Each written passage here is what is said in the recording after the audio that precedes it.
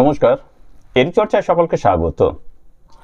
আজ আদি শিক্ষক ঐক্য মুক্ত মঞ্চের ডাকে ধর্মতলা চলো যে মিছিলের ডাক দেয়া হয়েছিল তা সফলভাবেই শেষ হয়েছে।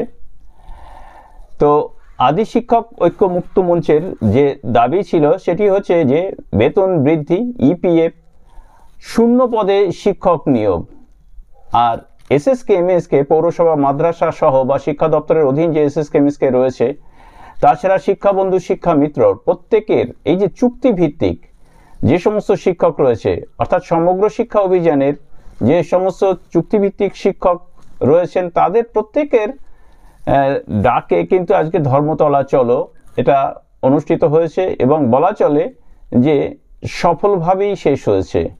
তো চলুন আমরা নেতৃত্বের কিছু বক্তব্য শুনে নি কি তারা বলছেন। এটা হচ্ছে, জানেন আপনারা, দীর্ঘ 2 বছর ধরে আমরা সরকারের সঙ্গে আলাপ আলোচনা করে গেছি, কখনো মন্ত্রীর কাছে গেছি, আমাদের ছবিগুলো আপনারা দেখেছেন। আমরা কিন্তু মন্ত্রীর সঙ্গে কথা বলেছি আমাদের বিভিন্ন দাবি দেওয়ার ব্যাপারে। আবার কখনো আধিকারিকের কাছে গেছি, ওরা কখনোই না করেনি, প্রতিশ্রুতি দিয়েছে, একটা প্রতিশ্রুতি আমাদের পালন করেনি।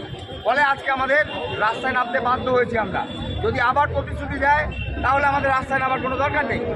প্রত্যেকটা স্কুল শিক্ষকের অভাবে ঢুকছে, এক একটা করে দিদিমণি স্কুল চালাচ্ছে, এক দিদিমণি স্কুল চালালে ছাত্র সংখ্যা দিনের পর দিন কমে যাচ্ছে, এরকম পরিস্থিতিতে আমাদের হাতে তৈরি, আমাদের খুব কষ্ট হয়। ফলে শিক্ষক নিয়োগ যাতে হয়, বিভিন্ন দাবি আমরা 12 দফা দাবি দেখেছেন, আপনাদের গলায় পোস্টার আকারে দিয়েছি। সব এই দাবিগুলো সরকারের কাছে আমরা রাখছি। এই দাবিগুলো নিয়ে আমাদের আন্দোলন, এই দাবিগুলো পূরণ হয়ে গেলে আমাদের আন্দোলনের প্রয়োজন হয় না। সুতরাং এই দাবিগুলো নিয়ে আমরা আরও সামনে বড় বড় আন্দোলন প্রয়োজন হয় করতে হবে, সবাইকে একত্রিত হবে, বলতে হবে।